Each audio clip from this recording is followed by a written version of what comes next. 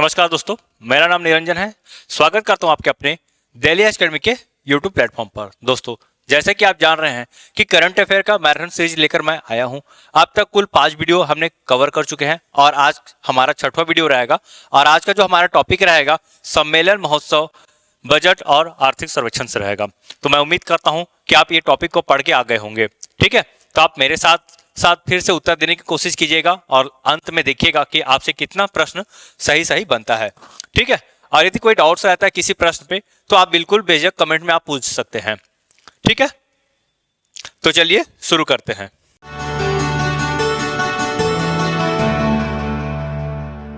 देखिए, पहला सवाल है आज का, तातापानी महोत्सव 2025 का आयोजन प्रतिवर्ष किस जिले में आयोजित किया जाता है?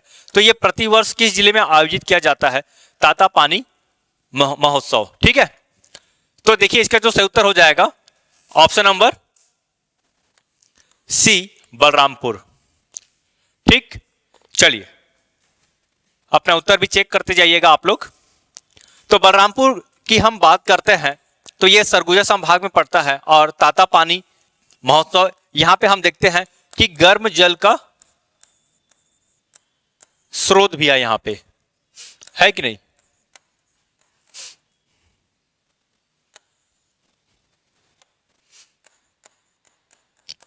ठीक है, हम यहाँ पे गर्म जल का स्रोत भी देखते हैं और आने वाले समय में यहाँ पे विद्युत उत्पादन भी होना संभावित है। ठीक, तो याद रखेंगे तातापानी महोत्सव ये बलरामपुर जिले में प्रतिवर्ष मनाया जाता है। चलिए अगला क्वेश्चन देखिए, केंद्र सरकार द्वारा केंद्रीय बजट 2025-26 किस दिन पेश किया गया?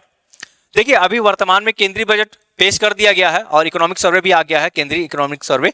ठीक है, लेकिन हम जो बात करने वाले हैं ये पिछले वर्ष का रहेगा, पिछले वित्तीय वर्ष का रहेगा, 2025-26 का रहेगा। ठीक है, यदि हम बात करते हैं बजट का तो 25-26 और इकोनॉमिक सर्वे की बात करेंगे तो 24-25 होने वाला है। ठीक है, इस बार का हम ना बजट की बात करेंगे और ना ही इकोनॉमिक सर्वे की बात करेंगे क्योंकि यहां से क्वेश्चन नहीं आता। ठीक है, तो इसलिए प्रश्न यहां पे नहीं दिया गया है, थोड़ा बहुत चर्चा कर सकते हैं, अलग बात है। चलिए जल्दी से इसका उत्तर दीजिए, केंद्र सरकार द्वारा केंद्रीय बजट 2025-26 किस दिन पेश किया गया? तो केंद्रीय बजट 2025-26 किस दिन पेश किया गया? तो इसका सही उत्तर हो जाएगा 1 फरवरी 2025 को पेश किया गया था। इस वर्ष भी 1 फरवरी को ही पेश किया गया है। ठीक, किसके द्वारा पेश किया गया ये इंपॉर्टेंट है, तो आपको पता होगा वित्त मंत्री के द्वारा पेश किया जाता है और इस बार जो हम वित्त मंत्री को देख रहे हैं ये निर्मला सीतारमण जी है। ठीक है, तो इनके द्वारा लगातार 8वां बार बजट पेश किया गया है। ठीक, और 2026 की हम बात करते हैं तो 2026 में लगातार 9वां बार बजट पेश करने वाली पहली वित्त मंत्री भी बनी है और अब तक कोई भी ऐसे वित्त मंत्री नहीं है जो 9 बार क्रमशः बजट पेश किए हैं। ठीक है, तो ये इनका एक उपलब्धि भी है, इसे आप याद रखिएगा। हो सकता है इससे भी एक क्वेश्चन पूछ ले कि लगातार कितने बार बजट इन्होंने पेश किए हैं। ठीक है, तो वित्त मंत्री निर्मला सीतारमण के बारे में आप थोड़ा सा जानकारी रखिएगा। चलिए अब हम थोड़ा बजट के बारे में और कुछ देख लेते हैं। 1 फरवरी 2025 को पेश किया गया था, किसके द्वारा पेश किया गया था? तो वित्त मंत्री निर्मला सीतारमण के द्वारा लगातार 8वां बजट पेश किया गया था। बजट का थीम सबका विकास है। इसमें कुल प्राप्ति, कुल व्यय बहुत इंपॉर्टेंट होता है, कई बार एग्जाम में पूछ दिया जाता है। तो कुल प्राप्तियां की हम बात करते हैं तो 34.96 लाख करोड़ रुपए और कुल व्यय 50.65 लाख करोड़ रुपए है। इस तरह से हम देखते हैं कि प्राप्ति की बात करते हैं, आय तो कम हुआ है, व्यय ज्यादा हुआ है। तो इस तरह से हम इसे बजट घाटा के तौर पे भी देखते हैं। राजकोषीय घाटा भी है ये, तो राजकोषीय घाटा कितना है? तो 4.4% है ये जीडीपी का। ये यहां से क्वेश्चन पूछा जाता है, कई बार एग्जाम में पूछा गया है कि राजकोषीय घाटा कितना है, चाहे वो छत्तीसगढ़ सरकार के बारे में पूछ दे, छत्तीसगढ़ के द्वारा पेश किया गया बजट या इकोनॉमिक सर्वे के द्वारा पेश किया जाता है तो उससे पूछ दिया जाता है क्वेश्चन को, या तो फिर केंद्र से। ठीक है, तो याद रखेंगे जो राजकोषीय घाटा है ये 4.4% है। ठीक, बजट का ऐसा हम संविधान में इसका जिक्र नहीं देखते हैं कि किस अनुच्छेद में बजट का उल्लेख किया गया है, लेकिन डायरेक्ट नहीं, हम यहाँ पे अनुच्छेद 112 की हम बात करते हैं तो वार्षिक वित्तीय विवरण का उल्लेख किया गया है। इसे ही शॉर्ट में या संक्षिप्त में हम लोग बजट के तौर पे जानते हैं। चलिए अगला क्वेश्चन देखिए, महाकुंभ 2025 का आयोजन किस स्थान पर किया गया? महाकुंभ 2025 ये 144 वर्ष में आने वाला, ठीक है, 144 वर्ष में आने वाला महाकुंभ था और इसकी काफी ज्यादा मान्यता भी होती है। इसलिए पिछले वर्ष की हम बात करते हैं तो प्रयागराज में ये हुआ था और काफी ज्यादा वहां भीड़ हमें देखने को मिली। तो कहां हुआ? तो प्रयागराज उत्तर प्रदेश में हुआ है, ठीक है। तो प्रत्येक 4 साल में महाकुंभ का आयोजन होता है, सॉरी प्रत्येक 12 साल में, ठीक है, प्रत्येक 12 साल में महाकुंभ का आयोजन होता है और ये जो महाकुंभ था ये 144 वर्ष में आने वाला महाकुंभ है, ठीक। अन्य जो स्थान है जहां पे कुंभ का आयोजन होता है या महाकुंभ का आयोजन होता है तो वो मध्य प्रदेश के उज्जैन में, महाराष्ट्र के नासिक में और उत्तराखंड के हरिद्वार में होता है। किन नदियों के तट पर होता है? तो नदी भी अपने आप में बहुत ही ज्यादा मान्यता रखती है यहाँ पे। यदि हम बात करते हैं उज्जैन की तो यहाँ पे शिप्रा नदी के तट पर महाकुंभ या कुंभ का आयोजन होता है। वही महाराष्ट्र नासिक की बात करते हैं तो गोदावरी नदी के तट पर। हरिद्वार की हम बात करते हैं तो गंगा नदी के तट पर, और प्रयागराज की हम बात करते हैं तो यहाँ पे गंगा, यमुना और सरस्वती, ये तीनों नदियों के संगम पर महाकुंभ या कुंभ का आयोजन होता है, ठीक है। चलिए अगला क्वेश्चन देखिए, वर्ष 2025 में ब्रिक्स में शामिल होने वाला 11वां सदस्य देश कौन बन गया है? ब्रिक्स में शामिल होने वाला 11वां सदस्य देश, कई बार कंफ्यूजन बहुत ज्यादा होता है कि ये वर्तमान में कितना सदस्य देश है ब्रिक्स का, 10 है कि 11 है, ठीक है। तो इसमें आप बिल्कुल कंफ्यूज मत होइएगा, कुल 11 सदस्य देश है और प्रश्न यह पूछा जा रहा है कि अंतिम 11वां क्रम का सदस्य देश कौन सा है, ठीक है। तो इसका जो सही उत्तर हो जाएगा option number D, Indonesia. Indonesia 11वां क्रम का सदस्य देश है ब्रिक्स का और ये 2025 में ब्रिक्स का सदस्य बना। ब्रिक्स के बारे में थोड़ा पहले जानकारी लेते हैं, ठीक है। ये इसका 17वां संस्करण 2025 में आयोजन हुआ था। कहां हुआ था? तो ब्राजील के रियो डी जेनेरियो में हुआ था। कुल सदस्य देश 11 मैंने आपको बताया। इसकी स्थापना, ब्रिक्स का स्थापना जून 2006 में होता है, जहां ये 4 सदस्य देश हैं, बी ब्राजील, आर रूस, आई इंडिया, सी चाइना। तो इन सदस्य देशों के मंत्रियों का बैठक हुआ था 2006 में और यहीं से ब्रिक्स की स्थापना को हम देखते हैं, ठीक है। 18वां ब्रिक्स शिखर सम्मेलन भारत में होने वाला है। यह भी अपने आप में इंपॉर्टेंट होता है, क्योंकि देखिए भारत में होने वाला है इसलिए इंपॉर्टेंट है। पिछला सम्मेलन हम एक देखते हैं, महत्वपूर्ण सम्मेलन G20, तो G20 भारत में आयोजित हुआ था और वहां से कई बार हम क्वेश्चन देखे थे, चाहे वो व्यापम हो या PSC हो। तो ब्रिक्स का भी आयोजन भारत में होने वाला है, तो ये भी अपने आप में इंपॉर्टेंट हो जाएगा, ठीक, ध्यान रखेंगे। चलिए अब हम इसके सदस्य देशों के बारे में देखते हैं। ये जो स्क्रीनशॉट है ये अभी हाल ही में जो जारी किया गया था भारत सरकार के द्वारा, ठीक है, वेबसाइट है, उस वेबसाइट से लिया गया है। इंडोनेशिया 11वां सदस्य है ब्रिक्स का, ठीक है। देखिए 2006 की हम बात करते हैं तो ब्रिक्स देश के विदेश मंत्रियों की पहली बैठक होता है। 2009 में ब्रिक्स का पहला शिखर सम्मेलन होता है। 2011 में दक्षिण अफ्रीका ब्रिक्स में शामिल होता है, ठीक। इस समय की हम बात करते हैं तो ब्राजील, रूस, ठीक है, चीन और इंडिया,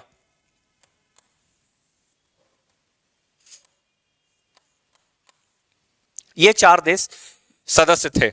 2011 में दक्षिण अफ्रीका शामिल होता है और इस तरह से इसे ब्रिक ना बोल के ब्रिक्स बोल दिया जाता है, ठीक है। 2024 में 5 नए सदस्य इसमें शामिल होते हैं। कौन कौन से 5 नए सदस्य हैं? तो मिस्र, इथोपिया, ईरान, सऊदी अरब और संयुक्त अरब अमीरात। तो ये 4 देश इसमें शामिल होते हैं और 2025 में एक नया सदस्य देश शामिल होता है, इंडोनेशिया। तो इस तरह से कुल 11 सदस्य हम देखते हैं ब्रिक्स में, ठीक है।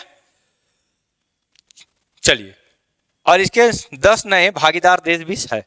तो कौन कौन से 10 नए भागीदार देश हैं? हालांकि भागीदार देश से क्वेश्चन तो नहीं पूछा जाएगा, बस इतना आप याद रखिएगा कि कितना भागीदार देश है। तो 10 भागीदार देश है और 11 सदस्य देश है। सदस्य देश जो परमानेंट होता है और भागीदार देश वो अस्थायी तौर पे होता है। चलिए अगला क्वेश्चन देखिए, हाल ही में भारत को वर्ष 2026-28 के लिए संयुक्त राष्ट्र संघ की किस संस्था का सदस्य चुना गया है? तो हाल ही में भारत को 2026-28 के लिए, यानी कि 3 वर्ष के लिए, ठीक है, आपको बताना है इनमें से कौन सा संस्था का सदस्य चुना गया है। ठीक है, चलिए देखिए, इसका सही उत्तर हो जाएगा ऑप्शन नंबर डी, इकोसॉक बोल सकते हैं शॉर्ट में, या इसे हम बोले तो ये United nation economic and social council है ये। ठीक है, संयुक्त राष्ट्र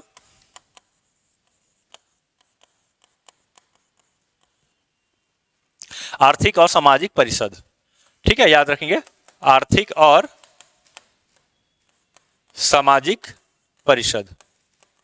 ठीक है, तो इसके 3 वर्ष के लिए सदस्य बन गया भारत। यदि हम संयुक्त राष्ट्र आर्थिक और सामाजिक परिषद की बात करते हैं तो देखिए ये संयुक्त राष्ट्र का एक अंग है। ठीक, तो संयुक्त राष्ट्र का एक अंग है। संयुक्त राष्ट्र में कुल कितने अंग है? तो 6 कुल अंग है। ठीक है, जिसमें संयुक्त राष्ट्र सचिवालय है, न्याय परिषद है, अंतर्राष्ट्रीय न्यायालय है, ठीक है, संयुक्त राष्ट्र महासभा है। तो इस तरह कुल 6 अंग है संयुक्त राष्ट्र के। उन 6 अंगों में से एक महत्वपूर्ण अंग है संयुक्त राष्ट्र आर्थिक और सामाजिक परिषद। ठीक है, तो संयुक्त राष्ट्र आर्थिक और सामाजिक परिषद के सदस्य बने हैं भारत। ठीक, ये 1 जनवरी 2026 से इनका सदस्यता प्रारंभ हो जाएगा 3 वर्ष के कार्यकाल के लिए। संयुक्त राष्ट्र महासभा की बात करते हैं तो यहाँ पे, या संयुक्त राष्ट्र की बात करते हैं तो कुल 193 सदस्य देश है। चलिए अगला क्वेश्चन का उत्तर दीजिए। भविष्य की नौकरी रिपोर्ट 2025 किस वैश्विक संस्था द्वारा जारी किया गया है? यह भी एक इंपॉर्टेंट क्वेश्चन है। इस तरह से क्वेश्चन आप एग्जाम में जरूर देखते होंगे। ठीक है, कई बार एग्जाम में इस तरह का क्वेश्चन आ जाता है तो हम उस चीज पे क्या होता है, कई बार हम करंट अफेयर एक ट्रेडिशनल वे में पढ़ते हैं, हाँ यहाँ से क्वेश्चन आता है उतना ही पढ़ते हैं। लेकिन आजकल क्या होता है, क्वेश्चन कहीं से भी उठा दिया जा रहा है। ठीक है, और इस तरह के संस्थाओं को लेकर और इकोनॉमिक का यदि टॉपिक होता है तो वहां से जरूर हम क्वेश्चन देखते हैं। चलिए, भविष्य की नौकरी रिपोर्ट 2025 किस वैश्विक संस्था द्वारा जारी किया गया है? तो देखिए इसका सही उत्तर हो जाएगा विश्व आर्थिक मंच, वर्ल्ड इकोनॉमिक फोरम इसका सही उत्तर हो जाएगा। ठीक है, यदि हम इसके अनुसार बात करते हैं तो आने वाले समय में, ठीक, यदि हम आर्टिफिशियल इंटेलिजेंस की बात करते हैं, ठीक, डाटा सेंटर की बात करते हैं या ग्रीन इकोनॉमी की बात करते हैं, तो इनके वजह से पूरे विश्व में करीब करीब 17 करोड़ नौकरियां सृजित होगी। ठीक है, इतना करोड़ नौकरियां आने की संभावना है, वही लगभग 9 करोड़ नौकरियां भी समाप्त होने की संभावना है। तो इस रिपोर्ट में ये महत्वपूर्ण बातें कहा गया है, इसे भी आप ध्यान रखिएगा। ठीक है, तो इसका सही उत्तर हो जाएगा विश्व आर्थिक मंच, वर्ल्ड इकोनॉमिक फोरम के द्वारा फ्यूचर ऑफ जॉब रिपोर्ट 2025 के अनुसार 2025-30 तक, कब तक की बात हो रही है? 2025-30 तक की बात हो रही है। आर्टिफिशियल इंटेलिजेंस, डिजिटल परिवर्तन और हरित अर्थव्यवस्था के कारण वैश्विक श्रम बाजार में 22% बदलाव। 22% बदलाव मतलब 17 करोड़ नई नौकरियां आएगी, 9.2 करोड़ नौकरियां समाप्त भी हो जाएगी। ठीक है, यदि हम भारत की बात करते हैं तो 2025 के फेस्टिव सीजन तक लगभग 2 लाख नए रोजगार सृजित होने की संभावनाएं हैं, जिसमें 70% गिग वर्क होंगे। गिग वर्क ये छोटे वर्क होते हैं, फुटकर वर्क होते हैं। ठीक है, चलिए अगला क्वेश्चन का उत्तर दीजिए। रामाराम मेला 2025 का आयोजन किस जिला में संपन्न हुआ है? ठीक है, रामाराम मेला 2025, तो ये इसका आयोजन सुकमा में हुआ है। चलिए अगला क्वेश्चन देखिए, छत्तीसगढ़ के किस जिले में ऐतिहासिक माता मावली मेला 2025 का आयोजन किया गया?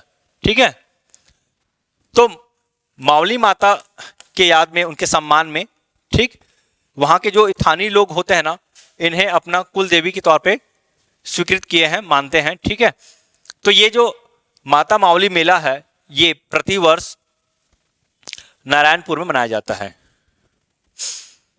ठीक, और नारायणपुर में कहा? तो नारायणपुर के ओरछा क्षेत्र में मनाया जाता है। छत्तीसगढ़ की लोक संस्कृति, देव आस्था और परंपरा का प्रतीक नारायणपुर जिले के ओरछा क्षेत्र का ऐतिहासिक माता मावली मेला का आयोजन किया गया। ठीक, चलिए कला और संस्कृति से संबंधित इस तरह का क्वेश्चन पूछा जाता है। ठीक है, कई बार हमें ऐसा लगता है कि ये करंट का सवाल है, तो कई बार ऐसा लगता है कि ये स्टैटिक पोर्शन का है ना। तो हम छत्तीसगढ़ कला और संस्कृति में, जनजातियों के कला और संस्कृति में विशेष तौर पे इस तरह का प्रश्न को देखते ही देखते हैं। लेकिन मैं आपको बता दूं कि कई बार इस तरह का क्वेश्चन करंट से भी रिलेटेड होता है। ठीक, तो इस तरह का कहीं महोत्सव या कुछ कार्य होता है या कार्यक्रम होता है, तो कई बार वहां से डायरेक्ट क्वेश्चन पूछ दिया जाता है। ठीक, और हमें समझ में नहीं आता कि कई बार कि ये करंट का क्वेश्चन है कि क्या है। ठीक है, लेकिन ध्यान रखिएगा ये सब इंपॉर्टेंट ही होता है, दोनों एक ही चीज से जुड़ा हुआ है। फिर से देखिए, वित्त मंत्री निर्मला सीतारमण ने 2025 में अपना लगातार किस क्रम का केंद्रीय बजट पेश की है? तो किस क्रम का? तो 8वां क्रम का केंद्रीय बजट पेश की है, और 2026 में 1 फरवरी को 9वां क्रम का बजट पेश की है। ठीक है, और ऐसा करने वाली ये दूसरी मंत्री भी है, लेकिन क्रमशः की हम बात करते हैं लगातार, तो पहली महिला वित्त मंत्री भी है। चलिए अगला क्वेश्चन देखिए, 2025-26 के बजट में किस मंत्रालय को सबसे अधिक बजट आवंटन हुई है? ठीक है, तो सबसे ज्यादा किसे बजट प्राप्त हुई है यदि हम बात करते हैं, तो इसका सही उत्तर हो जाएगा रक्षा मंत्रालय को। तो रक्षा मंत्रालय को सबसे ज्यादा बजट प्राप्त हुआ है 2025-26 में। ठीक है, आप इस सारणी के माध्यम से भी देख सकते हैं, रक्षा बजट को करीब करीब 5 लाख करोड़ रुपए प्रदान किया गया है। वही दूसरे नंबर पे ग्रामीण विकास को 2,66,000 करोड़ रुपए प्रदान किया गया है।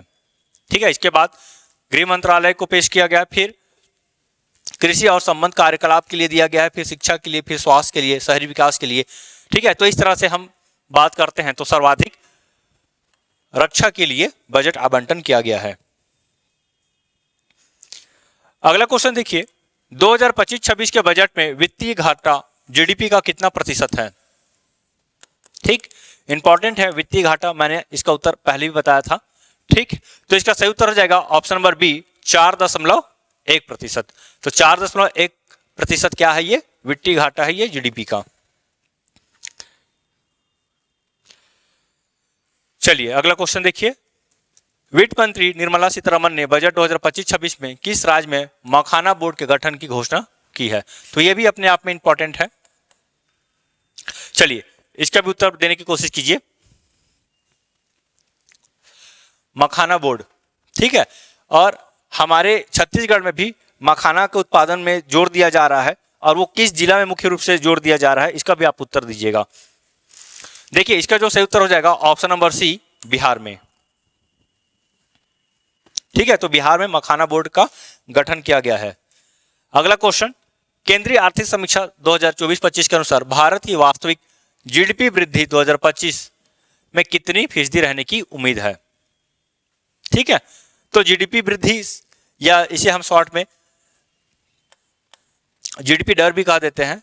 ठीक है, तो आपको ये बताना है कि 2024-25 के अनुसार कितनी रहने की उम्मीद जताया गया है। ठीक है, तो इसका सही उत्तर हो जाएगा ऑप्शन नंबर बी, 6.4%। ठीक है, 6.4% रहने की उम्मीद है।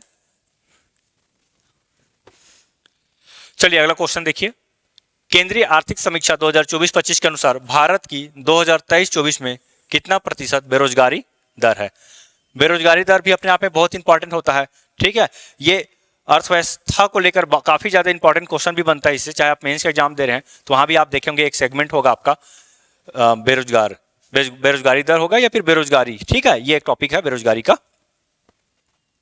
ठीक है, चलिए इसका उत्तर दीजिए। देखिए इसका जो सही उत्तर हो जाएगा ऑप्शन नंबर ए, 3.2%। ठीक है, तो 3.2% भारत का बेरोजगारी दर है। 2017-18 की हम बात करते हैं, जुलाई से जून के जो वित्तीय वर्ष है इसमें 6% था, वर्तमान में 23-24 में 3.2% हो गया है।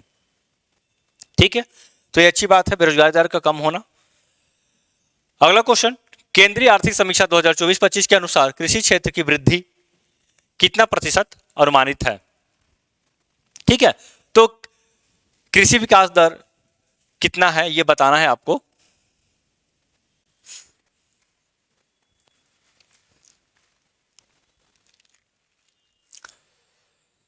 ठीक, तो देखिए इसका सही उत्तर हो जाएगा ऑप्शन नंबर बी 3.8%।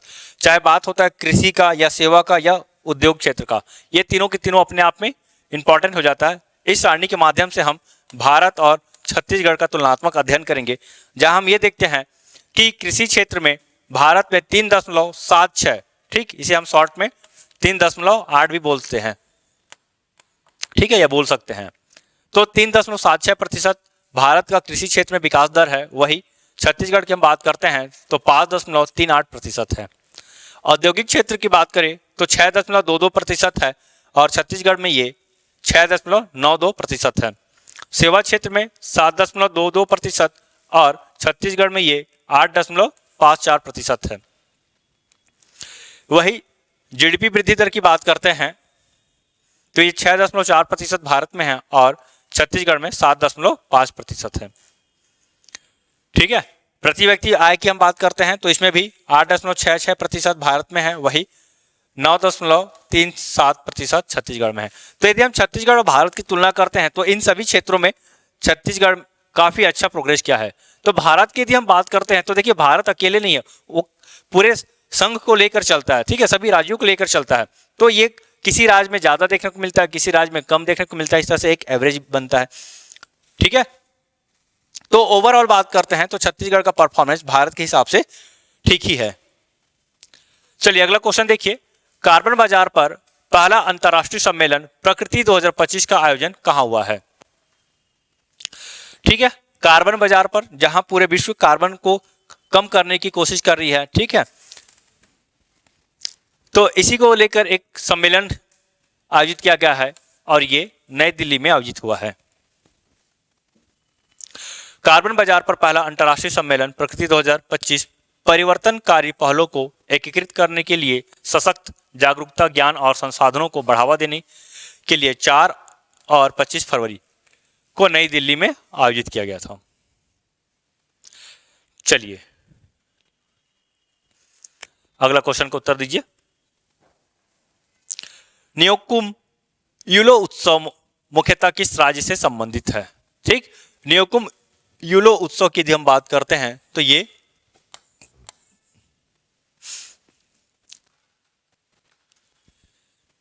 ठीक है, तो ये न्यायी जनजाति होता है एक,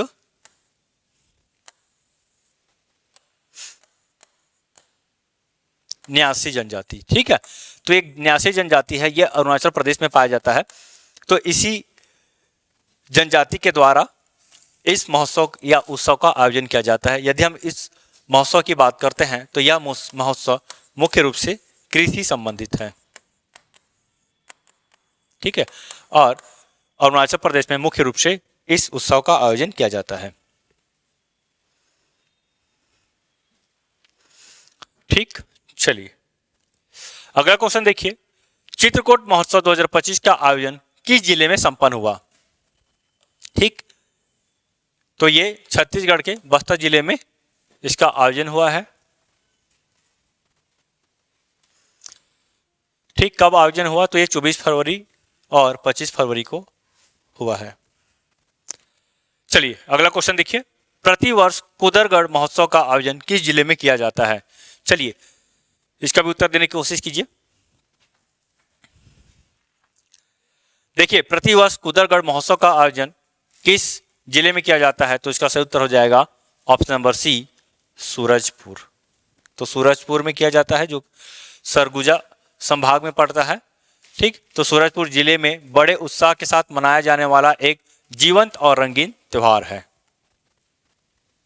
चलिए एक और क्वेश्चन देखिए, आर्थिक सर्वेक्षण 2024-25 के अनुसार छत्तीसगढ़ का सकल राज्य घरेलू उत्पाद वृद्धि दर अनुमान है। स्थिर भाव में इसका उत्तर देना है। ठीक है, स्थिर भाव में छत्तीसगढ़ का जीडीपी वृद्धि दर कितना है? ठीक, तो जीडीपी वृद्धि दर कितना है छत्तीसगढ़ का? तो अभी हमने देखा था छत्तीसगढ़ का जीडीपी वृद्धि दर 7.51 है।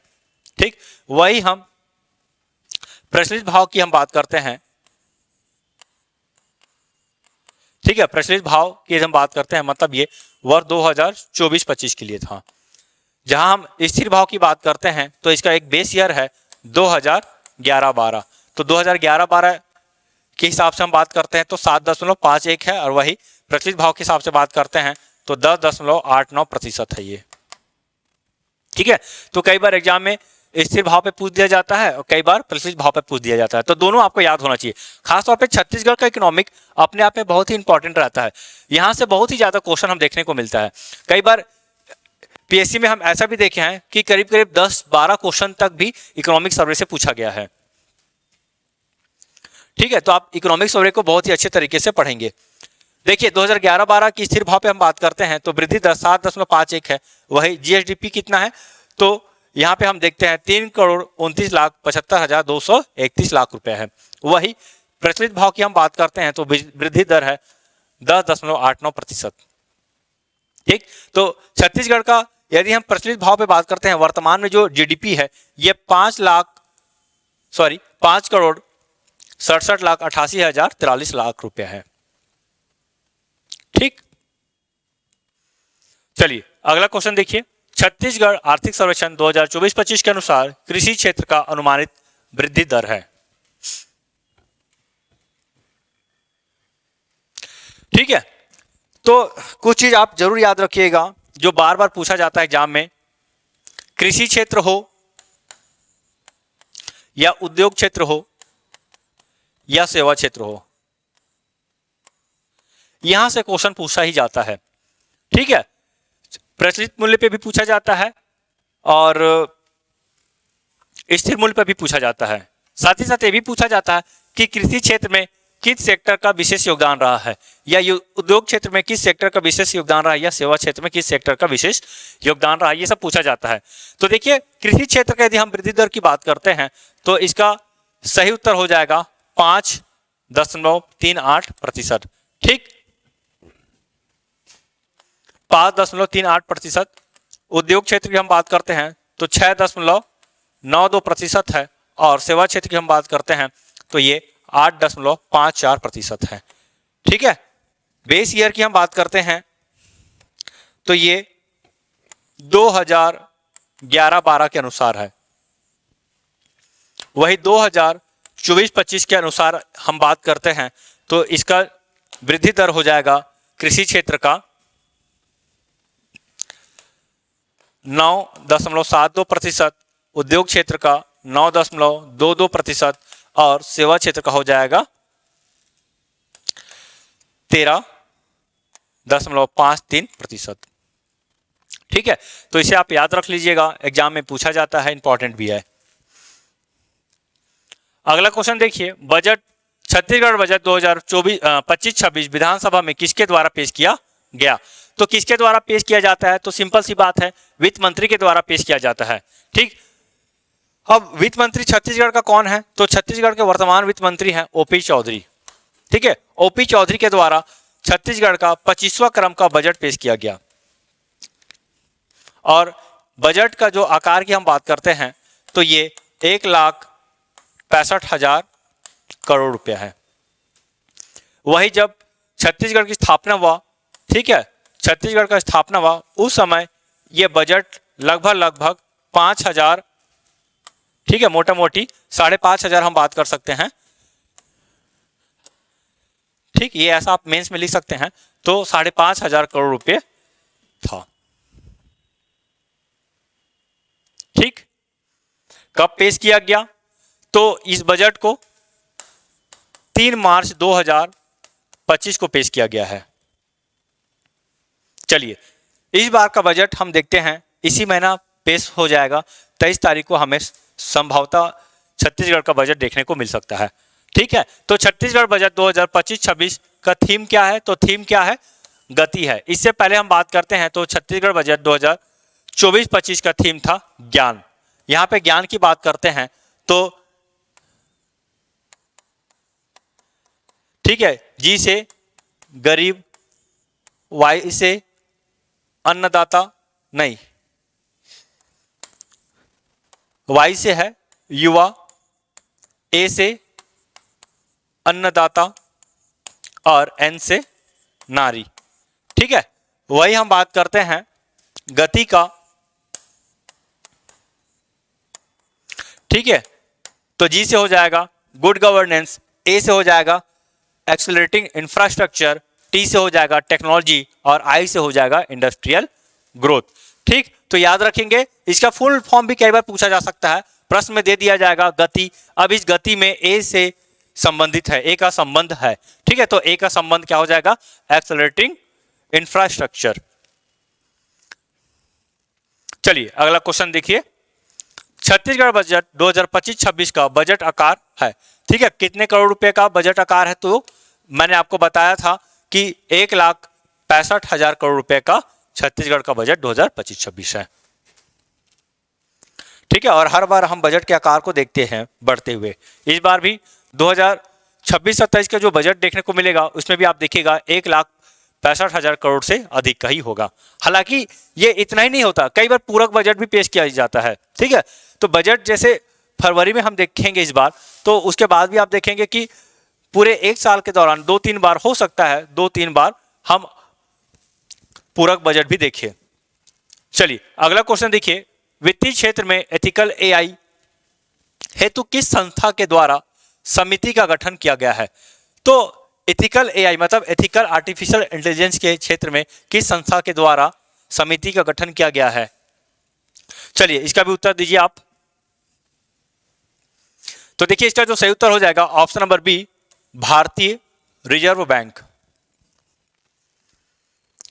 चलिए अगला क्वेश्चन देखिए, राष्ट्रीय जनजाति महोत्सव आदि महोत्सव का उद्घाटन भारत की राष्ट्रपति श्रीमती द्रौपदी मुर्मू के द्वारा कहां किया गया है?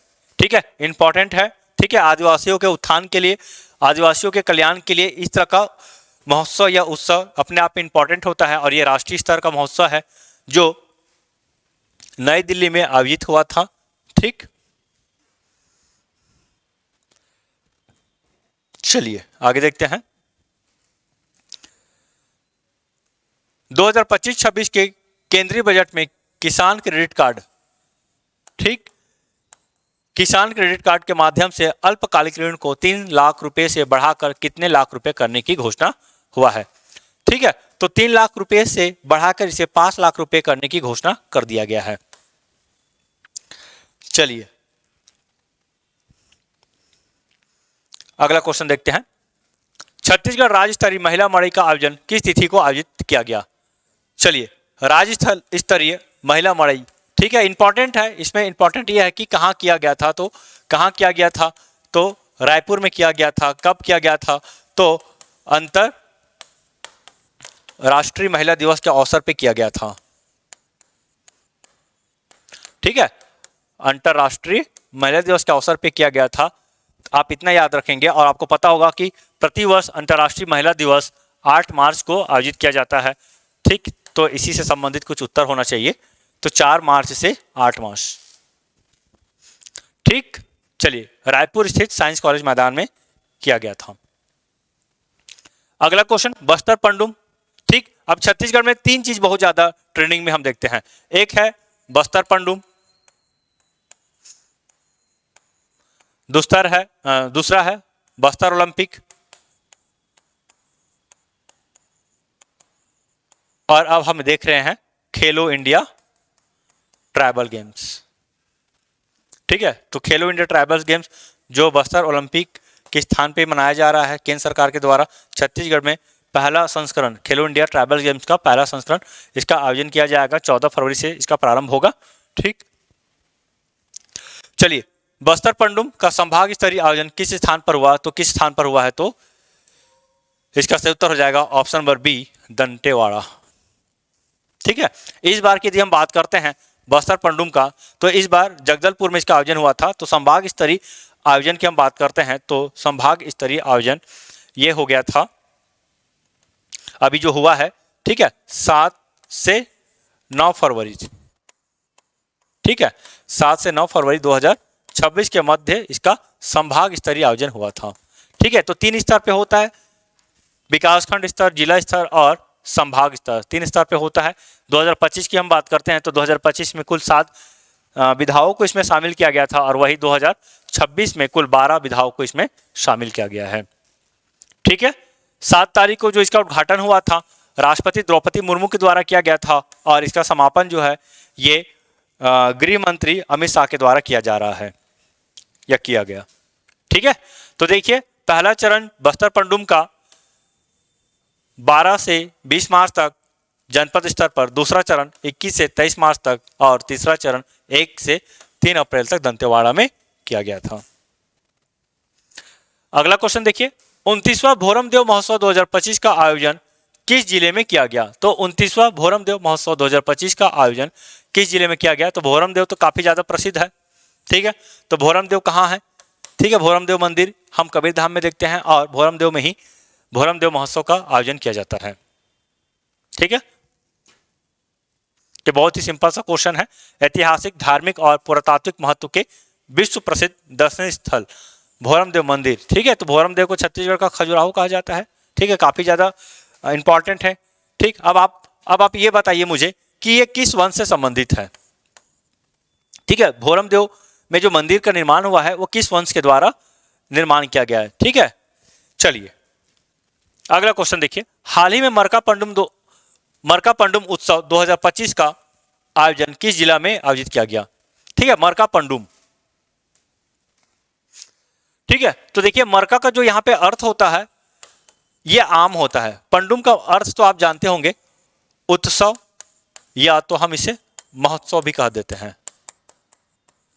ठीक है, तो मरका पंडुम ये कांकेर जिला में इसका आयोजन किया गया था। ठीक है, तो ये आम के फसल से संबंधित है मुख्य रूप से। चलिए अगला क्वेश्चन देखिए, केंद्र सरकार द्वारा सांसदों के वेतन और भत्ते में कितने प्रतिशत की वृद्धि को अधिसूचित किया गया है? ठीक, कितने प्रतिशत? कई बार वेतन से भी क्वेश्चन पूछा जाता है, तो इसमें आप ये समझिए कि सांसद का वेतन वर्तमान में कितना है, ऐसा भी आप क्वेश्चन देख सकते हैं।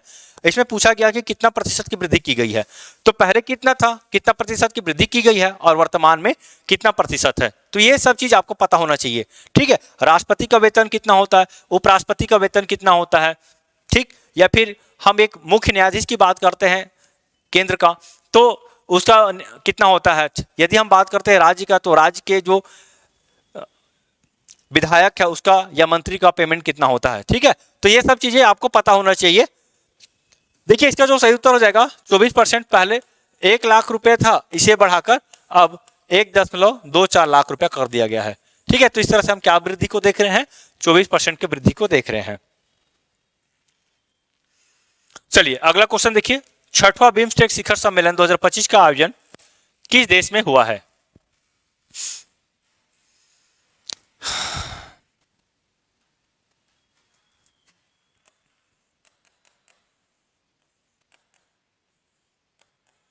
बिम्स्टेक। ठीक है, तो बिम्स्टेक शिखर सम्मेलन 6वां ये थाईलैंड में इसका आयोजन किया गया था। ये बंगाल की खाड़ी क्षेत्र में जो देश हैं उन देशों का एक संगठन है। ठीक है, सामाजिक आर्थिक तौर पे जो क्रियाकलाप होता है या फिर उसके वृद्धि के लिए, आदान प्रदान के लिए इस संगठन का स्थापना किया गया है। तो ऐसे बहुत सारे संगठन हम देखते हैं। ठीक है, जैसे G20 है, G7 है, ब्रिक्स है, तो हर संगठन का अपना एक भूमिका होता है, रोल होता है।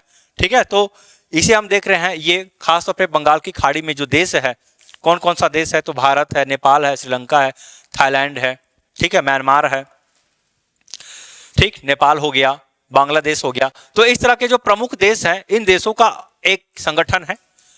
ठीक है, ध्यान रखेंगे 6वां बिम्स्टेक शिखर सम्मेलन ये थाईलैंड में इसका आयोजन हुआ है। ठीक, कौन कौन से 7 देश है इसमें? तो बांग्लादेश, भूटान, भारत, म्यांमार, नेपाल, श्रीलंका और थाईलैंड। बिम्स्टेक के जब फुल फॉर्म की बात करते हैं, ठीक है, तो इसका पहले आप इंग्लिश लिख लीजिए, फिर समझ में आ जाएगा। ठीक है, तो bay of Bengal institute for multi sectoral technical and economic corporation. ठीक है, चलिए अगला क्वेश्चन देखिए, वैश्विक प्रौद्योगिकी शिखर सम्मेलन 2025 का आयोजन किस देश में हुआ? वैश्विक प्रौद्योगिकी। ठीक है, तो आईटी के क्षेत्र में इस शिखर सम्मेलन का आयोजन किया गया है और इसका आयोजन भारत में हुआ है।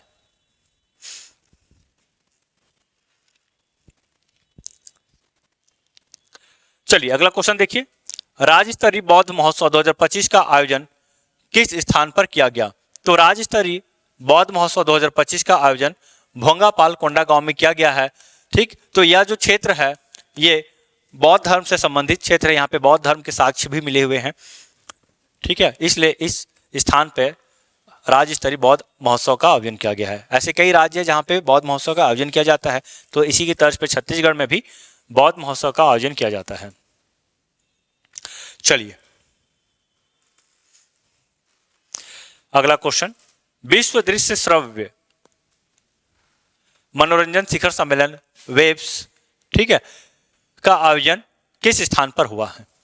तो ये जो है कंटेंट क्रिएटर के लिए सम्मेलन का आयोजन किया गया था और ये इसका जो पहला संस्करण है, याद रखेंगे ये इसका पहला संस्करण है कंटेंट क्रिएटर को लेकर। कंटेंट क्रिएटर मतलब सोशल मीडिया में जो कंटेंट क्रिएट होता है, जैसे यूट्यूब की हम बात करते हैं तो इसमें जो भी कंटेंट क्रिएट होता है, तो इन्हीं सभी चीज़ों को लेकर जो प्रमुख यूट्यूबर है या और दूसरे सोशल मीडिया इन्फ्लुएंसर है, तो इन सब चीज़ों को लेकर इस सम्मेलन का आयोजन किया गया था। ठीक, और इसका आयोजन मुंबई में किया गया है। चलिए अगला क्वेश्चन देखते हैं, आर्थिक मामलों की मंत्रिमंडलीय समिति ने 2025-26 सत्र के लिए गन्ने के लिए कितने रुपए प्रति क्विंटल की एफआरपी को मंजूरी दी है? ठीक है, जैसे एमएसपी देखते हैं वैसी एफआरपी है, तो इसका सही उत्तर हो जाएगा ऑप्शन नंबर सी, 355 रुपए प्रति क्विंटल है। ठीक है, तो आप उम्मीद करता हूं मैं कि आप मेरे साथ साथ उत्तर दे रहे होंगे। यदि आप करंट अफेयर बहुत ही अच्छे तरीके से पढ़े हैं तो आप बहुत ही फास्ट वे में आप उत्तर दे सकते हैं, ज्यादा सोचना ही नहीं है, सीधा सीधे आप क्वेश्चन देखिए। ठीक है, आपको उत्तर समझ में आ जाएगा। कई बार उत्तर हम एलिमिनेट करके भी बनाते हैं। ठीक है, चलिए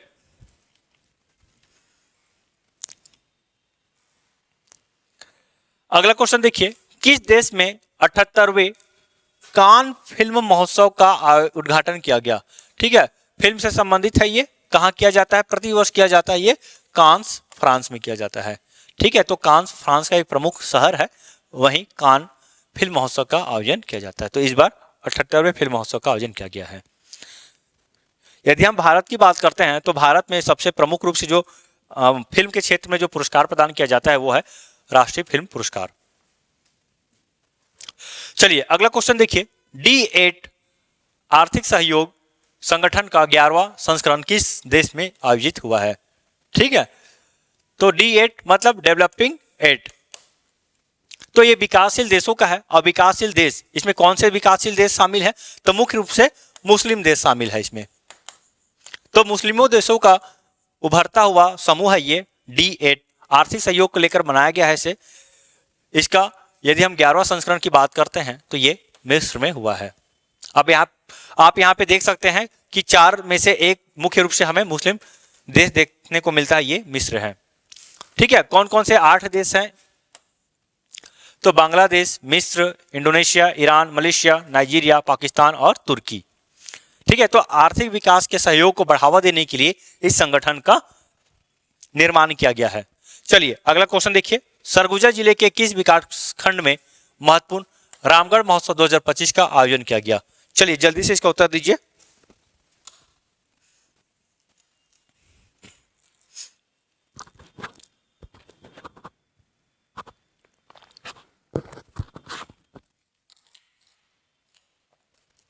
चलिए इसका उत्तर बताइए जल्दी से। रामगढ़ महोत्सव 2025 का आयोजन किया गया किस विकासखंड में किया गया है? तो इसके देखिए इसका सही उत्तर हो जाएगा उदयपुर विकासखंड। ठीक, कब किया गया ये इंपॉर्टेंट नहीं है, कहां किया गया ये इंपॉर्टेंट होता है। कब किया गया? तो देखिए इसमें इसे आप याद रखिएगा, आषाढ़ माह में किया गया था। चलिए एक और बहुत ही इंपॉर्टेंट क्वेश्चन है। ठीक, जितना ज्यादा हो सके आप इसको तैयार कीजिएगा। छत्तीसगढ़ अंजोर, ठीक है, छत्तीसगढ़ अंजोर विजन 8/2047। ठीक है, कब लाया गया था? तो छत्तीसगढ़ सरकार के द्वारा 17 जुलाई 2025 को लाया गया था। ठीक, 17 जुलाई 2025 को लाया गया था। इसके तहत अल्पकालिक, मध्यकालिक और दीर्घकालिक, तो इस तरह से कुल 3 लक्ष्यों को लेकर लाया गया। और इसके तहत यह कहा गया कि 2047 तक छत्तीसगढ़ का जो जीडीपी होगा यह 75 लाख करोड़ रुपया हो जाएगा। यदि हम वर्तमान जीडीपी की बात करते हैं तो ये लगभग 5 लाख करोड़ रुपए है। ठीक है, वर्तमान में छत्तीसगढ़ का जीडीपी कितना है तो 5 लाख करोड़ है, जिसे 2047 तक 75 लाख करोड़ रुपए तक ले जाया जाएगा। अल्पकालिक की हम बात करते हैं तो 2030 तक 11 लाख करोड़ रुपए का जीडीपी रखने का लक्ष्य रखा गया है। क्योंकि भारत सरकार का भी लक्ष्य है कि 2047 तक विकसित राष्ट्र का निर्माण कर लिया जाएगा। इसी के तहत सभी राज्य यदि योगदान देते हैं तो यह लक्ष्य बहुत ही आसानी से प्राप्त हो जाएगा। तो इसी को ध्यान में रखते हुए छत्तीसगढ़ सरकार के द्वारा छत्तीसगढ़ अंजोर विजन 2047 लाया गया है, जिसके तहत यह दीर्घकालिक लक्ष्य है। और छत्तीसगढ़ सरकार का लक्ष्य है कि 2047 तक छत्तीसगढ़ को भी एक विकसित राज्य की श्रेणी में दर्ज कर दिया जाएगा। ठीक है, तो विमोचनकर्ता लाया गया था विष्णुदेव साय के द्वारा। 2047 तक का लक्ष्य है 75 लाख करोड़ रुपए की अर्थव्यवस्था, 2030 तक का अल्पकालिक है, 2035 तक मध्यकालिक और 2047 तक दीर्घकालिक। तो इस तरह का 3 लक्ष्य रखा गया है। वर्तमान में छत्तीसगढ़ का जीडीपी 5 लाख करोड़ रुपए है, 2030 तक 11 लाख करोड़ रुपए का करने का लक्ष्य रखा गया है और 2047 तक 75 लाख रुपए तक। और इसमें कुल 13 क्षेत्र है।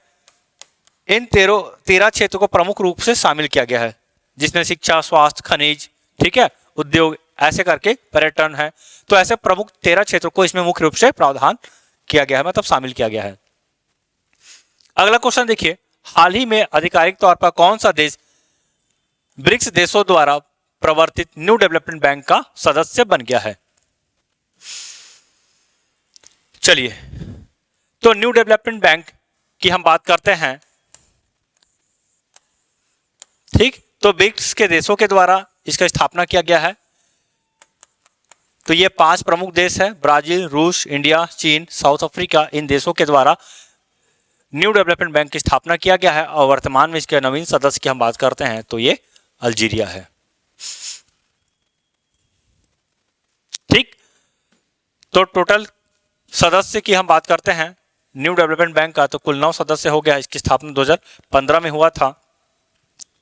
ठीक, किसके द्वारा किया गया था तो ब्रिक्स सदस्य देशों के द्वारा इसका स्थापना या गठन किया गया था। अगला क्वेश्चन देखिए, भारतीय रिजर्व बैंक से गैर बैंकिंग वित्तीय कंपनी लाइसेंस प्राप्त करने वाली भारत की पहली ई कॉमर्स कंपनी बन गई है। तो गैर बैंकिंग वित्तीय कंपनी है ना, नॉन फाइनेंशियल, एनबीएफसी होता है, नॉन बैंकिंग फाइनेंशियल कंपनी होता है ये। ठीक, तो कौन सा ई कॉमर्स कंपनी है तो ये फ्लिपकार्ट है। फ्लिपकार्ट, आप देखते होंगे कि फ्लिपकार्ट के द्वारा इस तरह का गतिविधियां किया जा रहा है, जहां पे वो मुख्य रूप से देखते हैं लोन प्रदान करते हैं।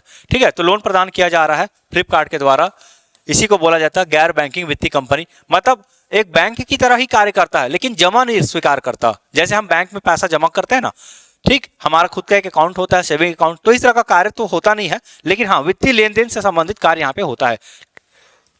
चलिए, अगला क्वेश्चन देखिए, 51वां G7 शिखर सम्मेलन 2025 का अध्यक्षता किस देश के द्वारा किया गया है?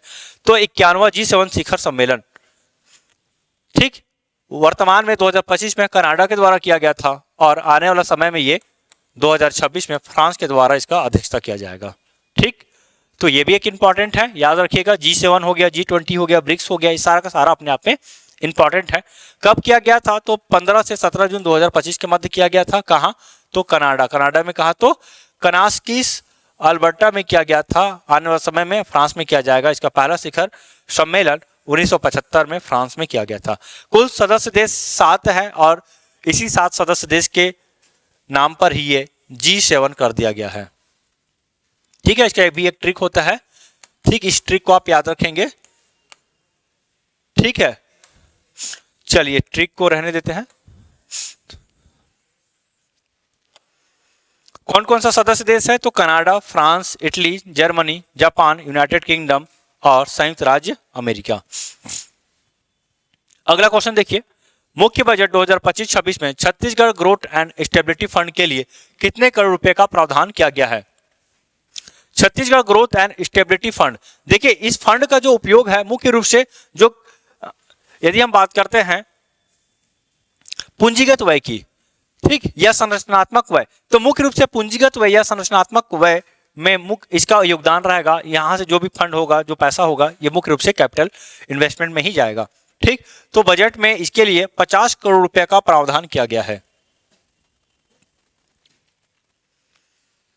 और ऐसा करने वाला छत्तीसगढ़ संभवतः देश का पहला राज्य है जो मुख्य बजट में 50 करोड़ रुपए का प्रावधान किया है।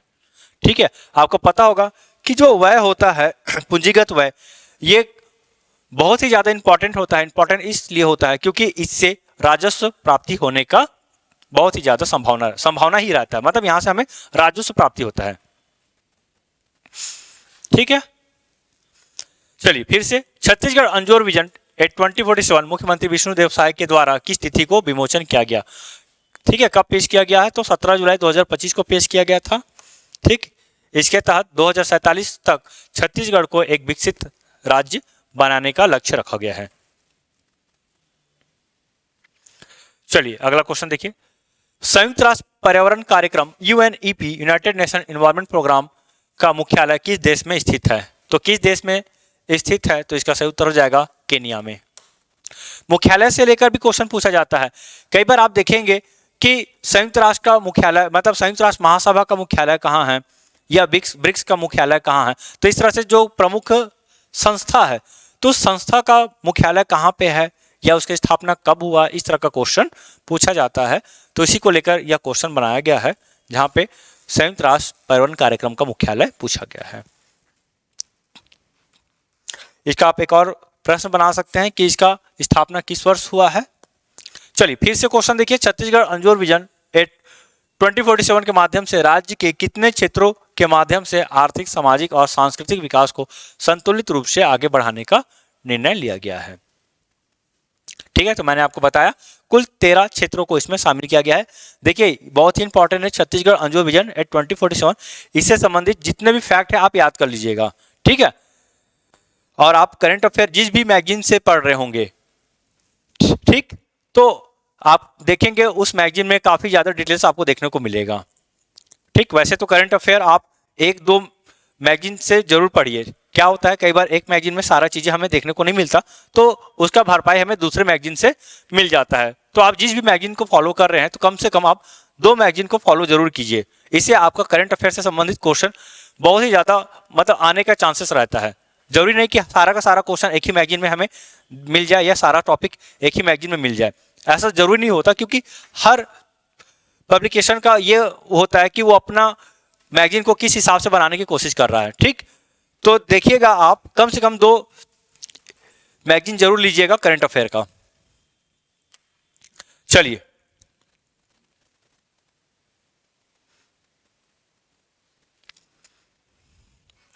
ठीक, तो 13 प्रमुख क्षेत्रों को 10 मिशनों के माध्यम से पेश किया गया है। नाटो शिखर सम्मेलन 2025 का आयोजन किस देश में हुआ है? चलिए इसका उत्तर भी दीजिए।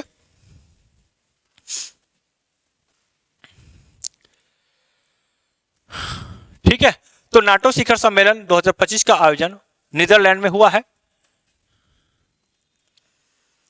देखिए कब हुआ, तो 24 व 25 जून 2025 को हुआ है, नीदरलैंड के हेग में हुआ है। यदि इसकी कुल सदस्य की बात करते हैं तो इसमें कुल 32 सदस्य हैं। आने वाले समय में यानी कि 2026 में तुर्की में इसका सम्मेलन होने वाला है। ये एक सामूहिक रक्षा संधि है जो अन्य सदस्य देशों को उस सदस्य देश की रक्षा करने के लिए बाध्य करती है जिस पर हमला किया गया है। मतलब इसमें जितने भी सदस्य देश है, अगर एक देश पे हमला होता है ना, तो बाकी जितने भी सदस्य देश है ऐसा मानेंगे कि वो हम पे भी हमला हुआ है। मतलब एक देश पे हमला मतलब सभी देशों पे हमला।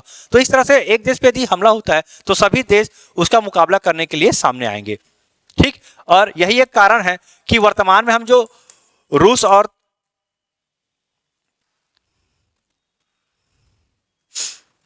चलिए ठीक है, इसको रहने देते हैं अभी।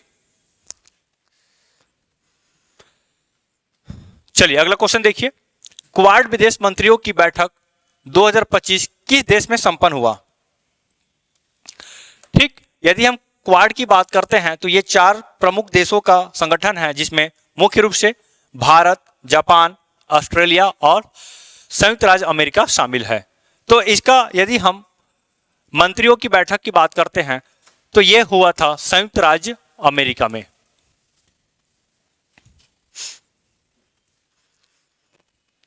ठीक, देखिए 2 जुलाई 2025 को संयुक्त राज्य अमेरिका की राजधानी वाशिंगटन डीसी में आयोजित क्वाड विदेश मंत्रियों की बैठक में कश्मीर के पहलगाम आतंकवादी हमले की कड़ी निंदा की गई। हालांकि इसमें पाकिस्तान का नाम नहीं लिया गया था। ठीक है, तो जो यदि हम बात करते हैं पहलगाम आतंकवादी हमला का, तो इसमें आप देखेंगे कि मुख्य रूप से पाकिस्तान के जो आतंकवादी है उनका भूमिका रहा है इसमें। और जब ऑपरेशन सिंदूर हुआ तो उस समय जब ऑपरेशन सिंदूर समाप्त हुआ, ठीक, तो इसमें संयुक्त राज्य अमेरिका अपना दावा करते थे कि हमारे मध्यस्थता के द्वारा ही सीज फायर हुआ है। चलिए अगला क्वेश्चन देखिए, 17वां ब्रिक्स शिखर सम्मेलन 2025 कहां आयोजित हुआ है? ठीक, चलिए तो इससे संबंधित एक क्वेश्चन हम देखे थे कि इसका 11वां सदस्य कौन है, नवीन सदस्य कौन है। ठीक, इसमें यह पूछा गया कि 17वां ब्रिक्स शिखर सम्मेलन कहां आयोजित हुआ है और 2026 में कहां आयोजित होने वाला है। ठीक है, तो मैंने आपको बताया भारत में 2026 में इसका आयोजन होने वाला है, यानी कि ब्रिक्स का अध्यक्षता वर्तमान में भारत के हाथों में है। ठीक, वही हम बात करते हैं 2025 की, तो 2025 में ये ब्राजील में हुआ है। ब्राजील में कहां? तो रियो डी जेनेरियो में। ठीक, अब यहीं से आप ब्राजील के राष्ट्रपति के नाम भी याद रख लीजिएगा, लुइस इनासियो लुला दा सिल्वा। ये ब्राजील के राष्ट्रपति हैं। कई बार एग्जाम में किसी देश के राष्ट्रपति या देश के प्रमुख कौन है ये भी पूछा जाता है। ठीक है, चाहे वो देश के प्रमुख हो या किसी संगठन का प्रमुख हो, यहां से क्वेश्चन आता है पीएससी के एग्जाम में खास तौर पे। रायगढ़ में आयोजित चक्रधर समारोह 2025 किस क्रम में था? क्रम भी पूछा जाता है, मुझे याद है एक बार क्रम पूछ दिया गया था, चक्रधर समारोह का कौन सा क्रम इस वर्ष हुआ है, तो ऐसा क्वेश्चन आया था। इसी चीज को ध्यान में रखते हुए यह प्रश्न को रखा गया है। ठीक है, तो चक्रधर समारोह कहां आयोजित होता है? तो रायगढ़ जिले में होता है। कब होता है? तो यह गणेश चतुर्थी के अवसर पर होता है। ठीक है, क्यों होता है? तो वहां के राजा चक्रधर के सम्मान में होता है। कौन से क्रम का हुआ था? तो 40वां क्रम का हुआ था। ठीक, कब हुआ? तो 27 अगस्त से 5 सितंबर 2025, रामलीला मैदान रायगढ़ में। चलिए अगला क्वेश्चन देखिए, छत्तीसगढ़ रजत महोत्सव का आयोजन छत्तीसगढ़ सरकार द्वारा कितने सप्ताह के लिए किया जा रहा है?